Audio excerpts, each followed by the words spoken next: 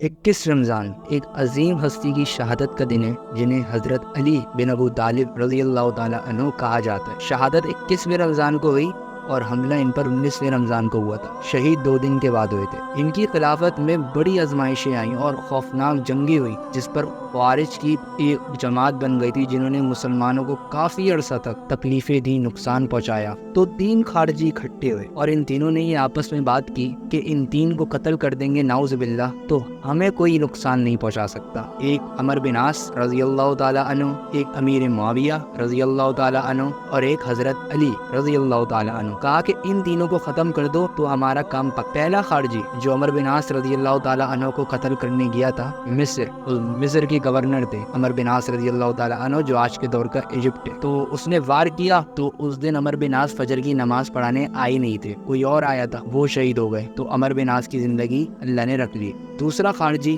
حضرت معاویہ پر اس نے حملہ کیا لیکن نشانہ کچا تھا اور ان کے کمر پہ جا لگا جس پر وہ بچ گئے، شہید نہیں ہوئے۔ تیسرا خارجی عبد الرحمن بن ملجم جس نے حضرت علی کو شہید کیا، وہ آیا ہوا تھا کوفہ۔ لوگوں نے کہا کہ امیر المومنین اس کے ارادے کچھ اچھے نہیں لگ رہے، اس کو ہم پکڑ نہ لیں۔ تو حضرت علی رضی اللہ تعالیٰ عنہ نے کہا کہ مجھے پھر اللہ سے ملاقات کیسے ہوگی، میں تو اپنے رب سے ملنا چاہتا ہوں۔ ایک دن حضرت علی رضی اللہ تعالیٰ عنہ نے دیکھا کہ بہت سارے لوگ نا ان کے گھر کا پہرا دیے ہوئے ہیں۔ پوچھا کہ یہ کیا کر رہے ہو؟ کہا کہ پہرا دیے ہوئے ہیں۔ کہا کہ کیوں دے رہے ہو؟ کہا کہ خطرہ ہے نا اس لیے ہم پہرا دے رہے ہیں۔ کہا کہ کس سے دے رہے ہو؟ زمین والوں سے یا آسمان والوں سے؟ کہا کہ آسمان والوں سے تو ہم پہرا نہیں دے سکتے، زمین والوں سے دے رہے ہیں۔ تو حضرت علی رضی اللہ تعالیٰ عنہ نے کہا کہ بیٹا گھر جاؤ، جب آسمان سے فیصلے ہو جاتے ہیں تو زمینی فیصلے کوئی کام نہیں آتے، کوئی بات نہیں۔ یہ حضرت علی کی شجاعت بہادری تھی کہ وہ بنا خوف اپنی زندگی بسر کرتے تھے۔ 19ویں رمضان کو فجر کی نماز میں اس بدبخت عبد الرحمن بن ملجم نے جب حملہ کیا حضرت علی رضی اللہ تعالیٰ عنہ پر، ان کے سر پر حملہ کیا، تلوار ان کے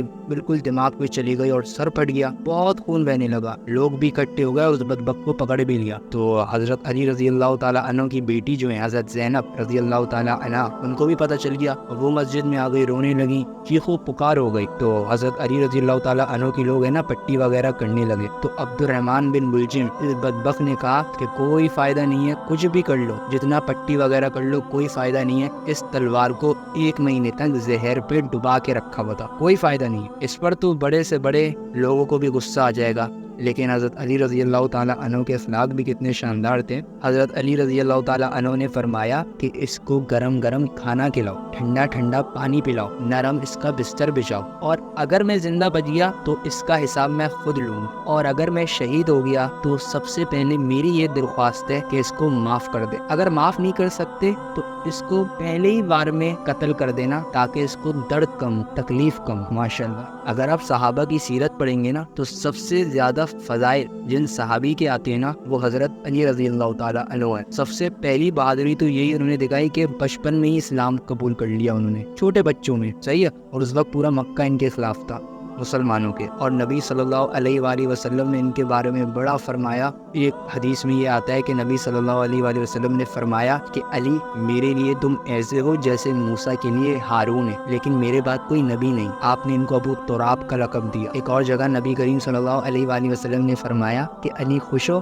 جنت میں تیرا گھر میرے گھر کے سامنے ہے۔ بڑے فضائل ہیں۔ ایک مشہور حدیث غدیر کے موقع میں آپ صلی اللہ علیہ وآلہ وسلم نے فرمایا کہ من کنت مولا ہو فہذا علی مولا، کہ جس کا میں مولا ہوں علی اس کے مولا ہے۔ تو اتنے بہادری کے قصے حضرت علی رضی اللہ تعالیٰ عنہ کے ہیں نا کہ دن ختم ہو جائیں گے، قصے ختم نہیں ہوں گے۔ جنگ خیبر جس میں حضرت علی رضی اللہ تعالیٰ نے بہت بہادری سے لڑا، پورا قلعہ فتح کر دیا اکیلے آرام سے، جو قلعہ کا دروازہ تھا خیبر کا اکیلے ہی اٹھا لیا، ایک ہاتھ میں تلوار اور ایک ہاتھ میں دروازہ۔ روایتوں میں آتا ہے جب جنگ کے بعد جب صحابہ اس دروازے کو ہٹانے لگے نا تو 40 صحابہ مل کے نہیں اٹھا پا رہے تھے، جو حضرت علی رضی اللہ تعالیٰ عنہ نے اکیلے ہی ایک ہی ہاتھ سے اٹھا لیا۔ تو یہ ہے شان حضرت علی رضی اللہ تعالیٰ عنہ کی، اور یہ تھا مختصر قصہ حضرت علی رضی اللہ تعالیٰ عنہ کی شہادت کا۔ چینل پہ نہیں ہوئے تو سبسکرائب کیجیے گا اور لائک ضرور کیجیے گا ویڈیو کو، اور انتظار کیجیے گا ہماری نئی ویڈیو کا۔ السلام علیکم۔